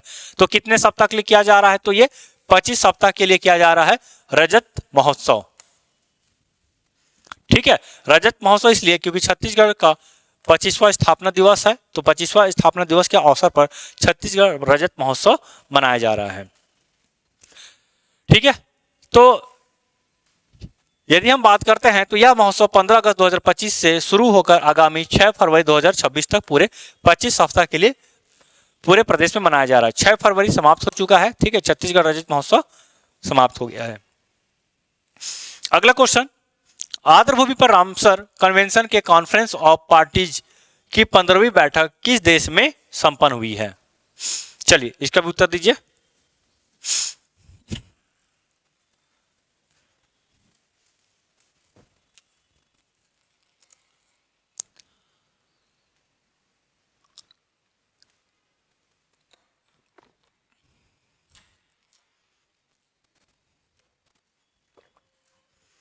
चलिए बताइए, आर्द्रभूमि पर रामसर कन्वेंशन के कॉन्फ्रेंस ऑफ पार्टीज की 15वीं बैठक किस देश में संपन्न हुई? तो देखिए इसका जो सही उत्तर हो जाएगा ऑप्शन नंबर बी, जिम्बाब्वे। आर्द्रभूमि पर रामसर कन्वेंशन के कॉन्फ्रेंस ऑफ पार्टीज की 15वीं बैठक 31 जुलाई 2025 को जिम्बाब्वे के विक्टोरिया फॉल्स में संपन्न हुई है। चलिए अगला क्वेश्चन देखिए, बताइए इसका उत्तर क्या हो सकता है?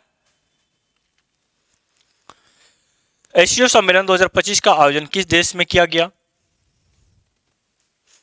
ठीक है, तो देखिए इसका सही उत्तर हो जाएगा ऑप्शन नंबर डी, चीन में।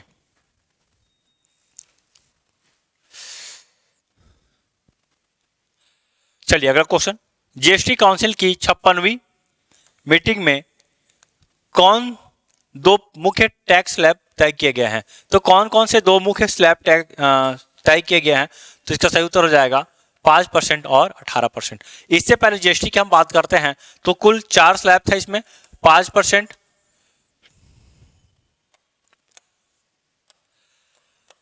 12%, 18% और 28%। तो ये 4 टैक्स स्लैब में डिवाइड था। अब इसमें 12% और 28% को हटा दिया गया है, केवल 5% और 18%। तो ये 2 है, ठीक है। और ये कब से लागू हुआ है? तो सितंबर 2025 से लागू हुआ है, ठीक है। इसका एग्जैक्ट डेट याद रख लीजिएगा, मेरे ख्याल से शायद 22 सितंबर या 23 सितंबर में से कोई एक डेट है। इन्हीं 2 डेट में से किसी एक डेट में ये जीएसटी लागू है। और इसे नेक्स्ट जनरेशन जीएसटी रिफॉर्म भी कहा गया है, जीएसटी 2.0 नाम दिया गया है इसे, ठीक है। इसमें अब ये भी देखिएगा कि जीएसटी का प्रारंभ देश में कब हुआ, ठीक। संविधान संशोधन की बात करते हैं तो 101वां संविधान संशोधन के माध्यम से जीएसटी को लाया गया था।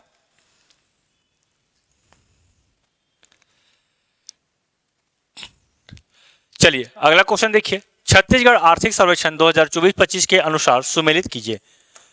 इस तरह का क्वेश्चन पूछा जाता है जहां पे हम खनिज देखते हैं और उसका उत्पादन प्रतिशत या देश में कौन से स्थान पर है, उत्पादन में, भंडारण में कौन से स्थान पर है, इस तरह का क्वेश्चन पूछा जाता है। तो इकोनॉमिक सर्वे के हिसाब से आपको उत्तर देना है। कोयला का कितना प्रतिशत उत्पादन है, लौह अयस्क का कितना है, चूना पत्थर का और बॉक्साइट का। तो देखिए बॉक्साइट का तो सबसे कम उत्पादन होता है, उसके बाद चूना पत्थर का, फिर लौह अयस्क का, फिर कोयला का। तो ये क्रम से है, जमा हुआ है।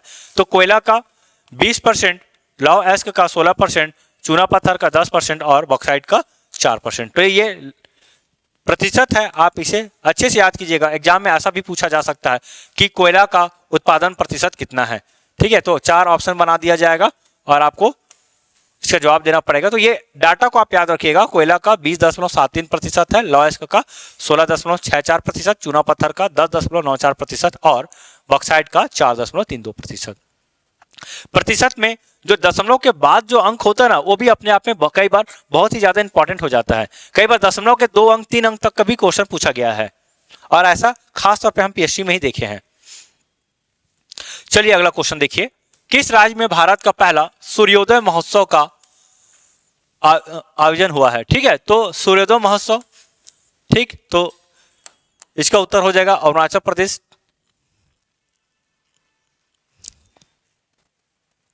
चलिए अगला क्वेश्चन फिर से देखिए, संघाई सहयोग संगठन शिखर सम्मेलन को लेकर पूछा गया है। इससे पहले भी हम देखे थे कि 2025 में संघाई सहयोग संगठन का मेजबान किसके द्वारा किया गया था।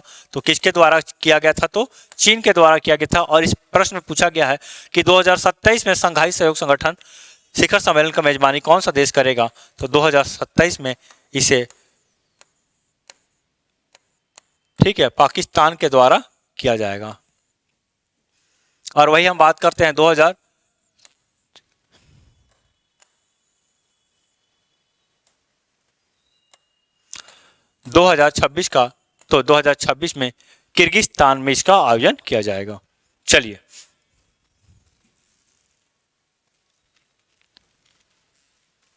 अगला क्वेश्चन देखिए, अंतरराष्ट्रीय प्रकृति संरक्षण संघ का नवीनतम सदस्य कौन बन गया है, ठीक है। तो IUCN का नवीनतम सदस्य हाल ही में आर्मेनिया बना है।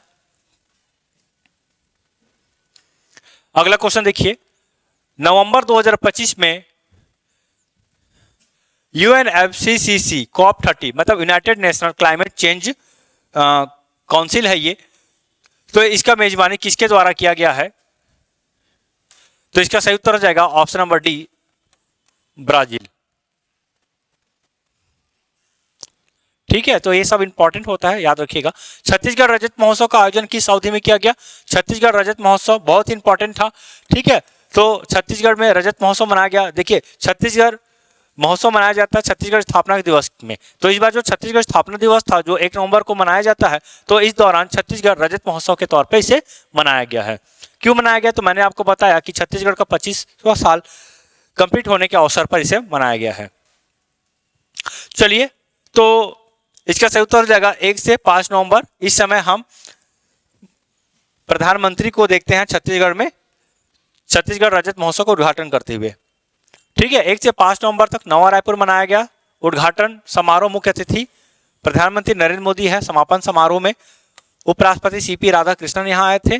25 वर्ष होने के उपलक्ष्य में इसका आयोजन किया गया था। इस समय ये एक इंपॉर्टेंट है, सेंध जलाशय रायपुर में स्थित है। सेंध जलाशय, तो सेंध जलाशय के ऊपर भारतीय वायुसेना के द्वारा एरोबेटिक सूर्य किरण का एयर शो किया गया था। तो एयर शो अपने आप में बहुत इंपॉर्टेंट है। इसमें तो ये आप यह याद रखिएगा कि कहाँ किया गया था, रायपुर के सेंध जलाशय में किया गया था, मतलब सेंध जलाशय के ऊपर किया गया था। ठीक है, चलिए अगला क्वेश्चन देखिए। 48वें राउत नाचा महोत्सव का आयोजन कहाँ किया गया? तो 48वें राउत नाचा महोत्सव का आयोजन, ठीक है, ये बिलासपुर में किया जाता है प्रतिवर्ष। बिलासपुर में कहा? तो लाल बहादुर शास्त्री स्कूल के मैदान परिसर में किया जाता है। किसके द्वारा किया जाता है? तो राउत समाज के द्वारा किया जाता है, यादव समाज के द्वारा किया जाता है। चलिए अगला क्वेश्चन देखिए। कौन सा देश वर्ष 2026 में ग्लोबल बिग कैट्स समिट का मेजबानी करेगा? बिग कैट्स, तो पूरे अंतरराष्ट्रीय स्तर पे बात करते हैं तो कुल 8 प्रमुख बड़ी बिल्ली जिसमें लायन, टाइगर, जैगुआर, पूमा ये सारे के सारे शामिल होते हैं। तो ऐसे कुल 8 है।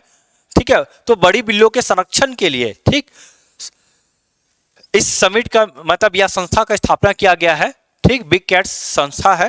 ठीक, इसका सम्मेलन किया गया था। कहाँ किया गया था? तो भारत में किया गया था। भारत में इसका मुख्यालय है, क्योंकि भारत में सबसे ज्यादा हमें बिग कैट्स देखने को मिलता है। ठीक है, इसका सचिवालय भारत में है। देखिए उद्देश्य क्या है? बिग कैट्स की सुरक्षा और संरक्षण के लिए काम करना। तो बिग कैट्स, बिग मतलब बड़ी बिल्ली, तो बड़ी बिल्ली में कौन कौन शामिल है? तो बाघ है, शेर है, जगुआर है, तेंदुआ है, हिम तेंदुआ है, प्यूमा है और चीता है। तो इस तरह से कितनी हो गई यहां पे?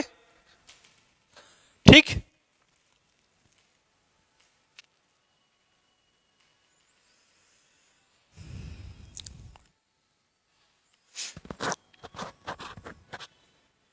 चलिए तो कुल 7 है यहाँ पे बड़ी बिल्ली। तो भारत में यदि हम बात करते हैं तो देखिए भारत में क्या नहीं पाया जाता है? तो भारत में प्यूमा नहीं पाया जाता और जगुआर नहीं पाया जाता है। देखिए कई बार एग्जाम में ना इसका साइंटिफिक नेम भी पूछा गया है। पिछले बार पीएससी का जो एग्जाम हुआ था उसमें साइंटिफिक नेम पूछा गया था। तो बाघ का साइंटिफिक नेम, शेर का, तो इन सब का साइंटिफिक नेम आप याद रखिएगा। ठीक है, इंपॉर्टेंट है ये। चलिए अगला क्वेश्चन देखिए।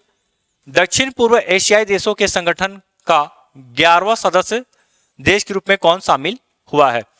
तो देखिए इसका सही उत्तर हो जाएगा option number D, Timor Leste. ठीक है, आसियान सदस्य देश है ये। अगला क्वेश्चन देखिए। 2025 Asia Pacific economic cooperation APEC summit का होस्ट किस देश के द्वारा किया गया? तो एपेक का होस्ट किस देश के द्वारा किया गया है? चलिए इसका भी उत्तर दीजिए आप। देखिए इसका सही उत्तर हो जाएगा ऑप्शन नंबर बी, दक्षिण कोरिया। अगला क्वेश्चन। 56वें भारतीय अंतर्राष्ट्रीय फिल्म महोत्सव 2025 का आयोजन कहाँ किया गया? तो 56वें भारतीय अंतर्राष्ट्रीय फिल्म महोत्सव का आयोजन ये गोवा में किया गया है। चलिए इसका उत्तर दीजिए। बस्तर पंडुम 2026 का आयोजन किस अवधि में किया जाएगा? तो किया जाएगा नहीं, किया गया है, ये समापन हो गया है। कब हुआ है? तो 9 फरवरी को किया गया। 7 से 9 फरवरी के मध्य जो हम बात करते हैं इसका संभाग स्तरीय आयोजन का,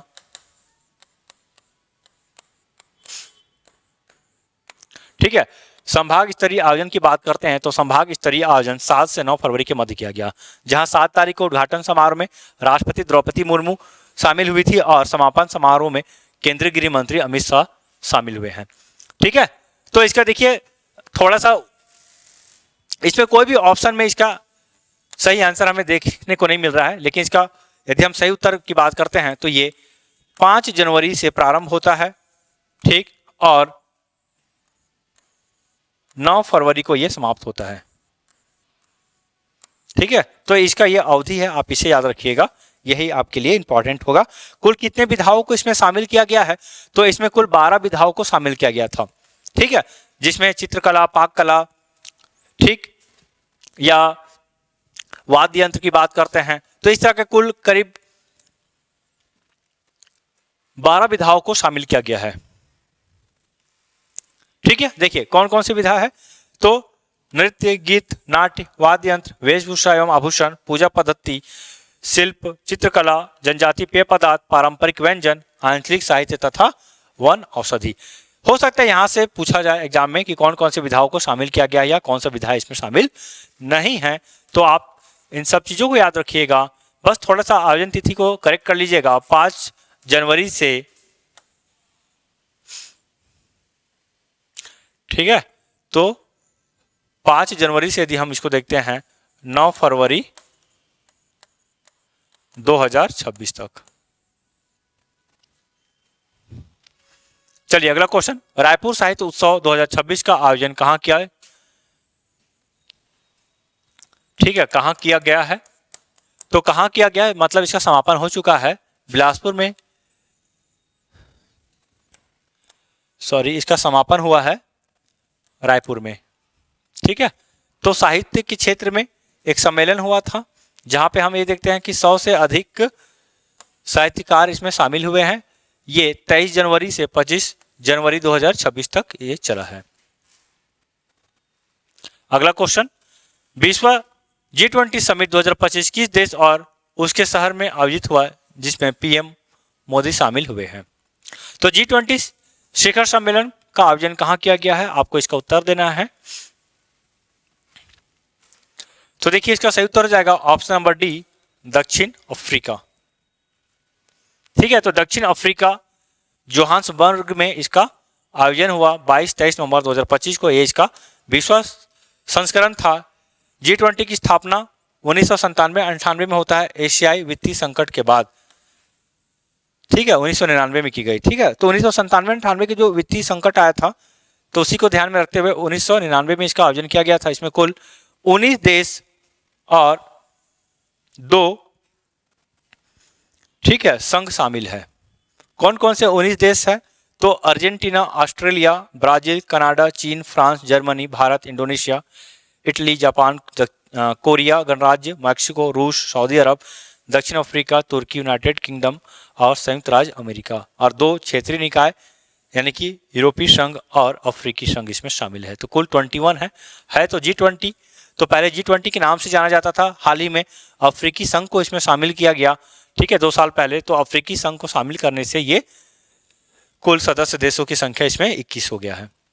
अगला क्वेश्चन, रूसी राष्ट्रपति पुतिन कौन से क्रम के यानी कि रूस भारत वार्षिक शिखर सम्मेलन में हिस्सा लेने के लिए दिसंबर 2025 में भारत पहुंचे थे? तो दिसंबर 2025 में रूस के राष्ट्रपति व्लादिमीर पुतिन का भारत आगमन हुआ था और ये किस समिट के माध्यम से आए थे? तो भारत रूस वार्षिक शिखर सम्मेलन के लिए आए थे और ये 23वें क्रम का वार्षिक शिखर सम्मेलन था। ठीक है, किस क्रम का था? तो 23वें क्रम का था। ये 4 और 5 दिसंबर को आए थे भारत। ठीक है, तो 16 समझौतों पर हस्ताक्षर हुआ जो रक्षा, स्वास्थ्य सेवा, व्यापार और संस्कृति से संबंधित है। तो ये इंपॉर्टेंट है थोड़ा, ठीक है, याद रखिएगा। 11वां भारत अंतर्राष्ट्रीय विज्ञान महोत्सव कहाँ आयोजित किया गया? तो 11वां भारत अंतर्राष्ट्रीय विज्ञान महोत्सव कहाँ आयोजन हुआ है? तो इसका सही उत्तर हो जाएगा पंचकुला, हरियाणा में।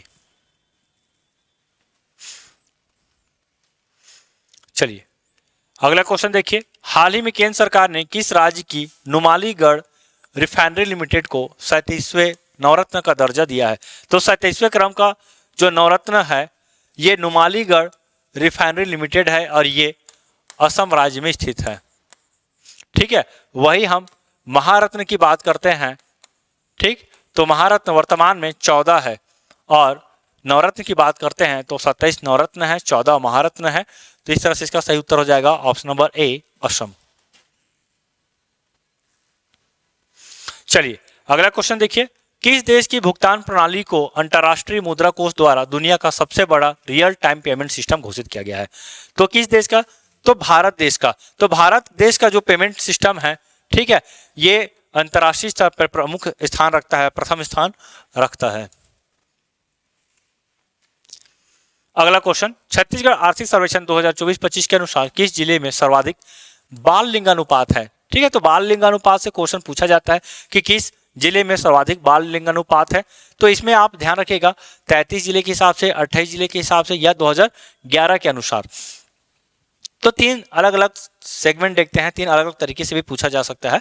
ज्यादातर जो पूछा जाता है 2011 जनगणना के अनुसार पूछा जाता है, ठीक है, लेकिन यहाँ पे आर्थिक सर्वेक्षण 2024-25 के अनुसार पूछा गया है और 2025 की स्थिति में आपको इसका उत्तर देना है। ठीक है, तो क्वेश्चन भी ध्यान रखिएगा कि किस चीज को लेकर पूछा जा रहा है। ठीक है, वर्ष 2025 की स्थिति में पूछा जा रहा है, तो इसके अनुसार दंतेवाड़ा सही उत्तर हो जाएगा। ठीक, चाहे बाल लिंग अनुपात हो या नॉर्मल लिंग अनुपात की बात करते हैं तो उसे भी आप याद रखिएगा किस जिले में सर्वाधिक है, किस जिले में कम है। साक्षरता दर भी पूछा जाता है। ठीक है, तो ये ऐसा बहुत सारी चीजें पूछा जाता है, जैसे किस जिला में सर्वाधिक जनजाति है, किस जनसंख्या के आधार पे या प्रतिशत के आधार पे। तो इस तरह का क्वेश्चन जो है हम एग्जाम में देखते ही देखते हैं। चलिए अगला क्वेश्चन देखिए, मिलेट्स महोत्सव 2026 का आयोजन कहाँ हुआ। तो मिलेट्स महोत्सव 2026 का आयोजन कहाँ हुआ है, तो ये धमतरी जिले में हुआ है। ठीक है, मिलेट्स जो मोटा अनाज इसमें शामिल होता है, कोदो, कुटकी, रागी, ये सारा का सारा, बाजरा हो गया, ये सारा का सारा मिलेट्स में शामिल होता है। और मिलेट्स महोत्सव छत्तीसगढ़ के धमतरी जिले में आयोजित हुआ है। अगला क्वेश्चन देखिए, मैनपाट महोत्सव 2026 का आयोजन कहाँ प्रस्तावित है। ठीक है, तो ये संपन्न हो चुका है। कहाँ हम होता है हमेशा, तो रोपा खार जलाशय सरगुजा में हुआ है इस बार। ठीक, अगला क्वेश्चन, बहुरूपिया महोत्सव 2026, बहुरूपिया महोत्सव ये एग्जाम में पूछा गया क्वेश्चन है। बहुरूपिया महोत्सव में क्या होता है, जहां नकाब पहन के लोग महोत्सव में शामिल होते हैं और अपना कर्तव्य दिखाते हैं। ठीक है, चाहे वो नाट्य से संबंधित हो या किसी भी प्रकार से गतिविधि से संबंधित हो। ठीक है, तो किसी न किसी चीजों को जो वर्तमान में चीजें चल रहा है तो उस चीजों को लेकर, ठीक है, जो नकारात्मक रूप से है तो उन चीजों को लेकर यहाँ पे नाटक मंचन भी प्रस्तुत किया जाता है। तो बहुरूपिया महोत्सव मुख्य रूप से छत्तीसगढ़ के मनेन्द्रगढ़ में इसका आयोजन होता है। ठीक है, चाहे मनेन्द्रगढ़ बात करें, चिमरी बात करें, तो सबसे इंपॉर्टेंट तो मनेन्द्रगढ़ क्षेत्र ही है। छत्तीसगढ़ राजभाषा आयोग प्रांतीय सम्मेलन 2026 का संस्करण है। तो इस बार छत्तीसगढ़ राजभाषा आयोग के प्रांतीय सम्मेलन का आयोजन हुआ। ये इसका 9वां संस्करण था। कहाँ हुआ है, तो बिलासपुर में हुआ है। वही 8वां संस्करण की बात करते हैं तो 8वां संस्करण रायपुर में हुआ था। क्यों हुआ था, इसके पीछे का कारण है कि जो छत्तीसगढ़ बोली है, छत्तीसगढ़ी भाषा है, तो इस भाषा को संवैधानिक मान्यता प्रदान करना है। संविधान में कुल 22 भाषा है, तो छत्तीसगढ़ को भी एक भाषा के रूप में पहचान दिलाना इस सम्मेलन का मुख्य उद्देश्य था। ठीक है, चलिए अगला क्वेश्चन देखते हैं, किस राज्य में जल्लीकट्टू महोत्सव 2026 की शुरुआत हुई। तो जल्लीकट्टू महोत्सव 2026 की शुरुआत किस राज्य में हुआ है, तो ये तमिलनाडु राज्य में होता है और तमिलनाडु राज्य का एक पारंपरिक महोत्सव है ना। इस महोत्सव में क्या होता है, मुख्य रूप से जो बैल है, सांड है, जो उससे पहले तो आक्रामक रूप में लाया जाता है। ठीक, उसके बाद धीरे से उसको शांत किया जाता है। तो जो भी शांत करते हैं तो उसे इनाम दिया जाता है। ठीक है, और ये काफ़ी ज़्यादा खतरनाक महोत्सव भी है, इसमें जान भी जाने की संभावना बनी रहती है। ठीक, तो जल्लीकट्टू महोत्सव, जिसे एक बार सुप्रीम कोर्ट के द्वारा इसे बैन भी कर दिया गया था, लेकिन वहाँ के जन भावनाओं को देखते हुए इसे फिर से प्रारंभ किया गया है और ये तमिलनाडु में आयोजित होता है। अगला क्वेश्चन देखिए, संयुक्त राज्य जैव विविधता सम्मेलन COP17 के लिए आधिकारिक लोगो हाल ही में किस देश ने लॉन्च किया। मतलब आधिकारिक लोगो किसने लॉन्च किया है, तो उसी देश के द्वारा लॉन्च किया जाता है जहां पे उसका आयोजन होना है। जैसे भारत में ब्रिक्स का आयोजन होना है, तो भारत में ब्रिक्स का आयोजन होना है तो भारत के द्वारा देखिएगा ब्रिक्स का लोगो लॉन्च किया गया, थीम लॉन्च किया गया और इसका एक वेबसाइट भी लॉन्च किया गया है। ठीक है, तो कहाँ होगा, तो आपको ये ध्यान रखना कहाँ होने वाला है, तो ये आर्मेनिया में होने वाला है और आर्मेनिया राज्य के द्वारा इसका लोगो भी जारी किया गया है। अगला क्वेश्चन, 52वां G7 शिखर सम्मेलन 2026 का आयोजन किस देश में होगा। G7 शिखर सम्मेलन 52वां 2026, तो मैंने अभी आपको बताया। अच्छा, तो 52वां G7 शिखर सम्मेलन का आयोजन कहाँ होगा, तो देखिए 2025 का आयोजन कहाँ हुआ था, तो 2025 का आयोजन कनाडा में हुआ था। ठीक, और वही हम बात करते हैं 2026 का, तो 2026 का आयोजन ये फ्रांस में होने वाला है। चलिए अगला क्वेश्चन, हाल ही में विश्व बैंक ने फाइनेंशियल ईयर 2026 के लिए भारत की जीडीपी ग्रोथ कितने अनुमानित की है। तो कई बार क्या होता है, जो अंतर्राष्ट्रीय संगठन है, चाहे विश्व बैंक हो, IMF हो, ठीक है, या ADB बैंक हो, तो ऐसे जो प्रमुख संस्था है इसके द्वारा भी जारी किया जाता है कि भारत का इस वर्ष वृद्धि दर कितने होने वाला है, जीडीपी वृद्धि दर कितने वाला है, होने वाला है, ठीक है। तो इस तरह का क्वेश्चन आया भी है एग्जाम में, इसीलिए इस क्वेश्चन को लाया गया यहाँ पे कि विश्व बैंक के अनुसार भारत का फाइनेंशियल ईयर 2026 में कितना ग्रोथ होना है, तो कितना ग्रोथ होना है, तो 7.2% का ग्रोथ होना है।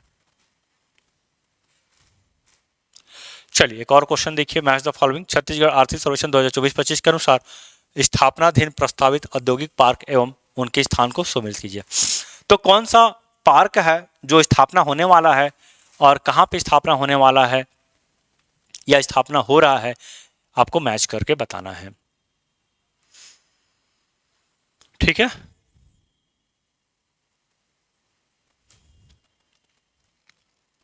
चलिए तो देखिए इसका सही उत्तर हो जाएगा फार्मास्यूटिकल पार्क की हम बात करते हैं तो ये नवा रायपुर में होने वाला है, ठीक है।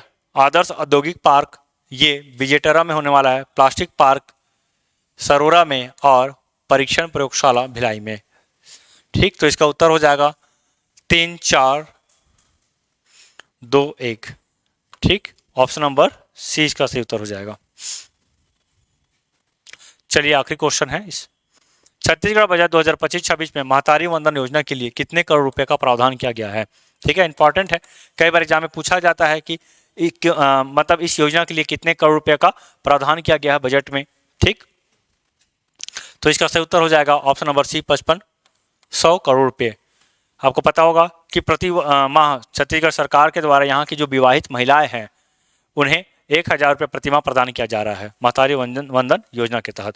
तो इसी के लिए 2025-26 में छत्तीसगढ़ सरकार के द्वारा 5500 करोड़ रुपए का बजट पेश किया गया है, ठीक। तो इंपॉर्टेंट है, ये भी याद रख लीजिएगा,